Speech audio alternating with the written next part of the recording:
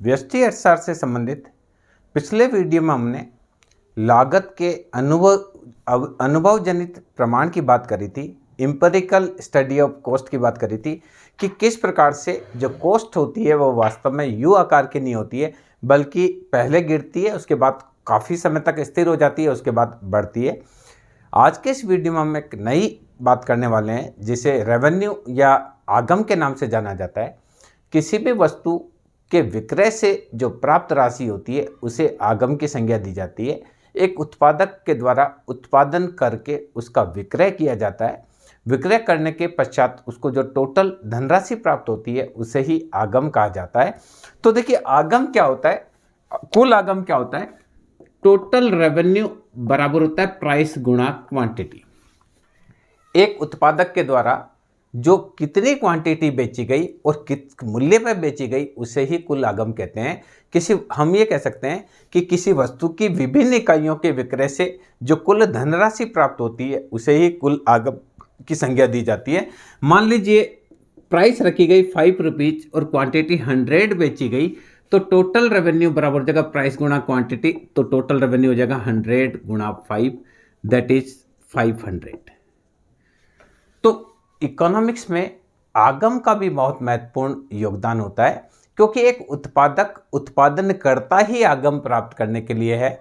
Cost और आगम में जो अंतर होता है, टोटल कॉस्ट और टोटल रेवेन्यू में जो अंतर होता है, उसके माध्यम से ही एक उत्पादक की लाभ की मात्रा का निर्धारण होता है। एक उत्पादक को कितना लाभ होगा, प्रति इकाई लाभ कितना होगा, इन सब की गणना करने के लिए आगम की बहुत ज़रूरत होती है। सामान्य रूप से जिस प्रकार से टोटल कॉस्ट, एवरेज कॉस्ट और मार्जिनल कॉस्ट होती है, इसी प्रकार से आगम भी 3 प्रकार की होती है: कुल आगम, औसत आगम और सीमांत आगम। तो कुल आगम प्राप्त करने के लिए सबसे पहली चीज क्या बात करता है कि कुल आगम किसको कहा जाता है। फर्स्ट देखिए आपके कुल आगम, कुल आगम इसको बोलेंगे टोटल रेवेन्यू। किसी वस्तु की विभिन्न इकाइयों के विक्रय से जो कुल धनराशि प्राप्त होती है उसे ही टोटल रेवेन्यू कहा जाता है। तो टोटल रेवेन्यू निकालने के लिए हम कितनी प्राइस में बेची और कितनी क्वांटिटी बेची।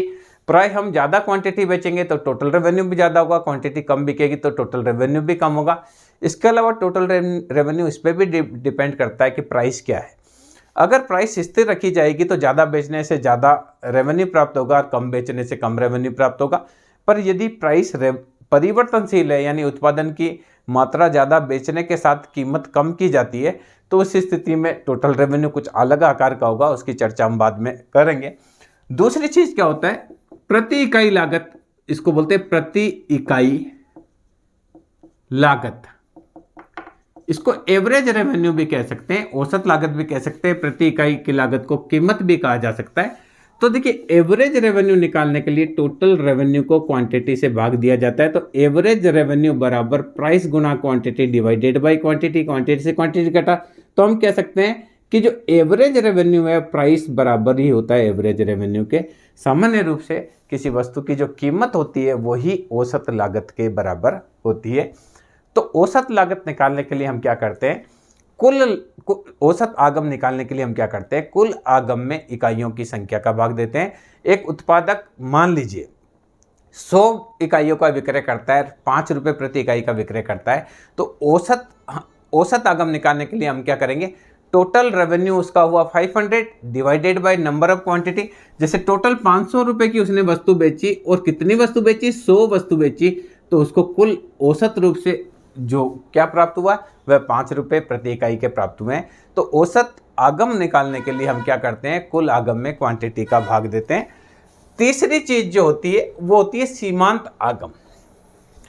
तीसरी प्रकार की जो होती है वो होती है, उसको बोलते हैं सीमांत आगम।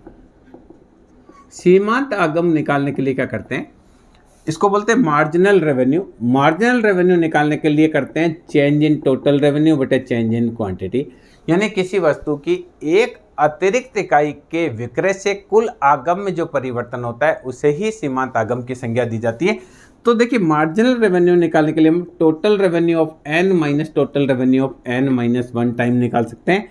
तो कैसे करते हैं, यानी किसी वस्तु की एक अतिरिक्त इकाई का विक्रय करने से कुल आगम में क्या चेंज होता है। मान लीजिए एक कंबल वाला है, उस कंबल वाले ने 2 कंबल बेची और उसके पास जो टोटल रेवेन्यू हुआ 1000 हुआ। अब उसने तीसरी कंबल बेची है और उसका रेवेन्यू हो गया 1350। तो मार्जिनल रेवेन्यू निकालने के लिए क्या करेंगे, चेंज इन टोटल रेवेन्यू बटे चेंज इन क्वांटिटी।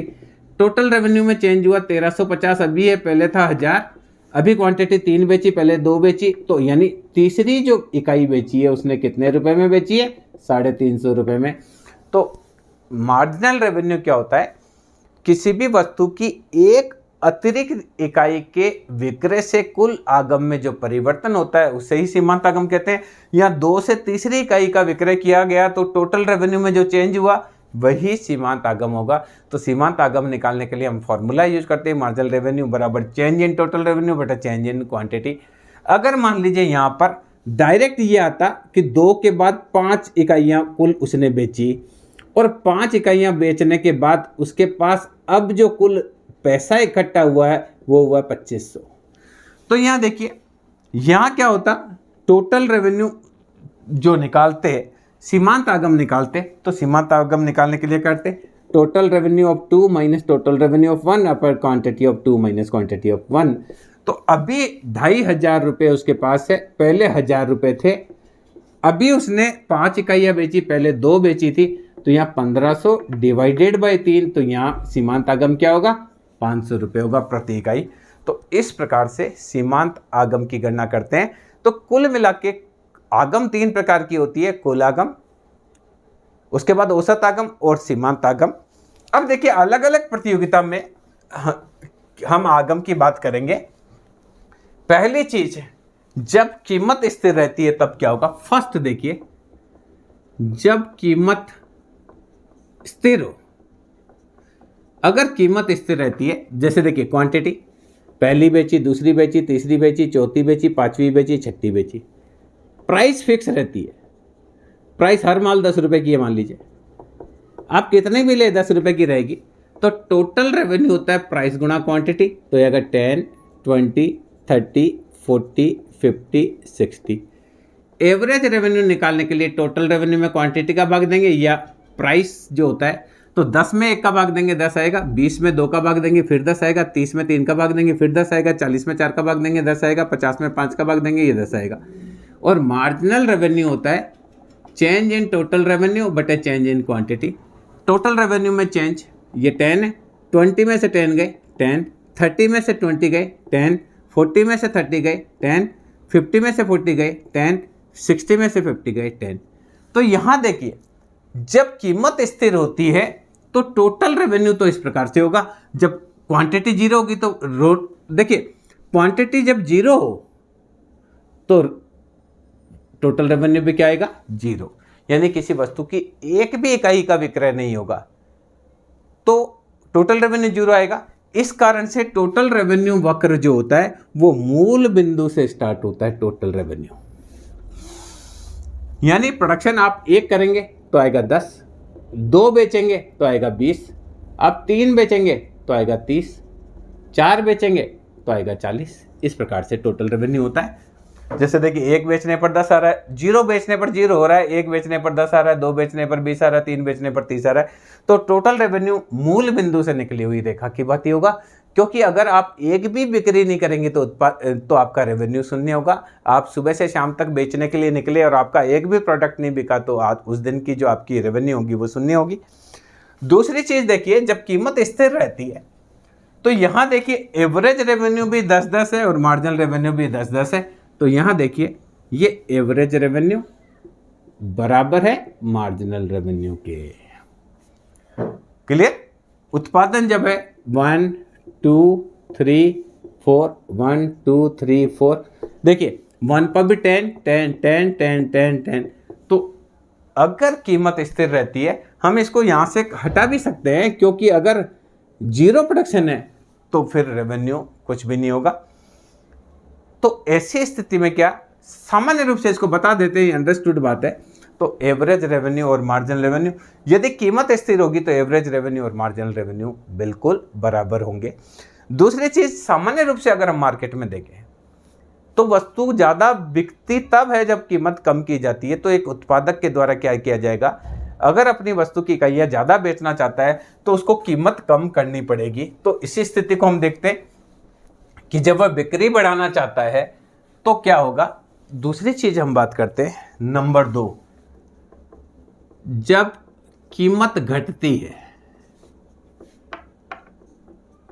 तो जब कीमत घटती है, जैसे देखिए क्वांटिटी 0, 1, 2, 3, 4, 5, प्राइस यहाँ 10 है या 9 है या 8 या 7 है या 6 है। तो टोटल रेवेन्यू बराबर प्राइस गुणा क्वांटिटी। तो यहाँ तो 0 आएगा, देखिए 10, 18, 24, 28, 30। एवरेज रेवेन्यू के लिए टोटल रेवेन्यू में क्वांटिटी का भाग देंगे। तो यहाँ देखिए 10 में 1 का भाग देंगे 10, 18 में 2 का भाग देंगे आएगा 9, 24 को 3 से डिवाइड करेंगे आएगा 8, 28 को 4 से डिवाइड करेंगे आएगा 7, 30 को 5 से डिवाइड करेंगे 6। Marginal revenue change in total revenue, तो यहाँ 10 है, 10 से फिर ये 8 चेंज हुआ, फिर यहाँ 6 बढ़ा, यहाँ 4 और यहाँ 2। तो यहाँ देखिए जब कीमत घटती है तो ऐसी स्थिति में क्या होगा कि एवरेज रेवेन्यू भी गिरती हुई होगी और मार्जिनल रेवेन्यू इससे तेज गिरेगी, बिल्कुल आधी आधी। कैसे, ये देखिए ये 1 गिरी ये 2 गिरी, फिर ये 1 गिरी ये और 2 गिरी, ये 1 गिरी ये 2 गिरी। तो कहने का तात्पर्य है कि यदि उत्पादन ज़्यादा बेचने के साथ अगर उत्पादक कीमत को कम करता है तो ऐसी स्थिति में एवरेज रेवेन्यू और मार्जिनल रेवेन्यू गिरती हुई होगी। और इस स्थिति में टोटल रेवेन्यू जो होती है वो टोटल रेवेन्यू किस प्रकार की होगी, यहाँ टोटल रेवेन्यू इस प्रकार की होगी, जो टोटल रेवेन्यू इस प्रकार से बढ़ती हुई होगी। उसकी चर्चा हम बाद में करेंगे, जब कंपटीशन देखेंगे, अलग अलग कंपटीशन को देखेंगे तो आपको समझ में आएगा कि टोटल रेवेन्यू किस प्रकार की होती है। तो यहाँ हमने ये बात करी कि यदि कीमत स्थिर रहती है तो AR और MR एकदम हॉरिजॉन्टल रेखा हो जाएगी, एक्स एक्स की क्षैतिज रेखा हो जाएगी। पर यदि कीमतें गिरती हुई होती है तो ऐसी स्थिति में AR और MR गिरते हुए होंगे। अब देखिए 3 स्थिति होती है जब AR और MR दोनों गिरती हुई रेखा होती है। तो देखिए ये एवरेज रेवेन्यू और ये मार्जिनल रेवेन्यू इस प्रकार से गिरती हुई है, तो ये दूरियां बराबर होगी।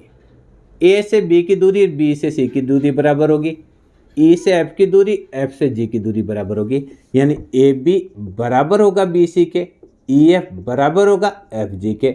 यानी जब AR और MR गिरते हुए होते हैं तब Y एक्स से MR की दूरी AR की आधी होती है। यानी MR बराबर होता है हाफ गुणा AR। ये आपको अच्छे से ध्यान रखना है कि मूल बिंदु से Y एक्स से AR की दूरी MR की दुगनी होती है। यह हम कह सकते हैं कि AR बराबर 2 गुणा MR। ये बहुत गहन कंसेप्ट है, सामान्य रूप से बहुत कम परीक्षा में जो क्लास है उसमें भी ये कम इसको डिस्कस किया जाता है और उसी वजह से बच्चों के कंसेप्ट क्लियर नहीं होते। तो मैं आपको बता रहा हूँ 3 प्रकार की AR और MR की स्थिति हो सकती है।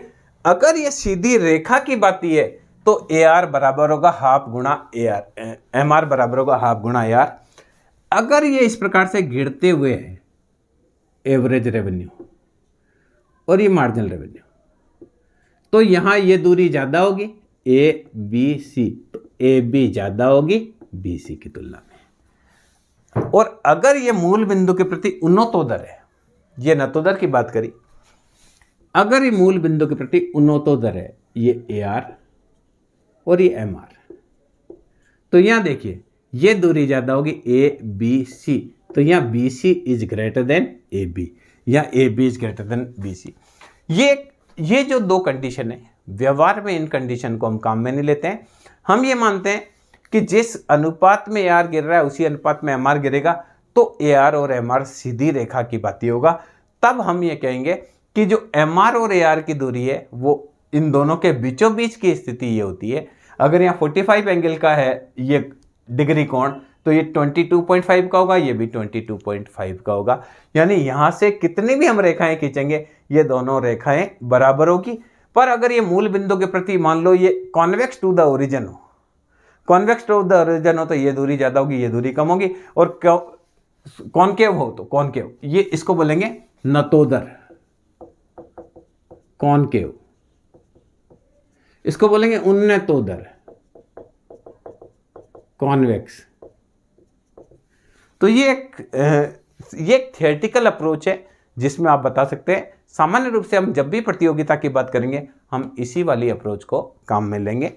एक और बात करनी है आपसे, AR और MR में क्या संबंध होता है। हमने मांग की लोच में देखा था, मांग की लोच में हमने देखा था कि ED बराबर होता है AR upon AR minus MR। यानी AR और MR में हमने संबंध देखा था कि मांग की लोच बराबर होती है AR upon AR minus MR। यह हमने E गुणा AR माइनस MR को किया था AR के बराबर। यह हम लिख सकते हैं E गुणा AR माइनस E गुणा MR बराबर होता है AR के बराबर। यह हम यूँ कर सकते हैं E गुणा AR माइनस AR उधर आ गया तो E गुणा MR। या हम AR यहाँ कॉमन ले लें तो आएगा E माइनस 1 बराबर E गुणा MR। अगर हम AR निकालें तो आ सकता है E अपॉन E माइनस 1 गुणा MR। और अगर हम MR निकालें तो आएगा AR गुणा E माइनस 1 बटे E। ये एक सूत्र हो गया, ये दूसरा हो गया और ये एक तीसरा। इस प्रकार से AR और MR के बीच में संबंध में हमने मांग की लोच का जो सवाल किया था उसके अंदर ये इसको बहुत ही विस्तार से बताया था। तो मैं समझता हूँ इस वीडियो के माध्यम से आप समझ पाए होंगे कि रेवेन्यू किसे कहा जाता है, टोटल रेवेन्यू क्या होती है, एवरेज रेवेन्यू क्या होती है और मार्जिनल रेवेन्यू क्या होती है। धन्यवाद।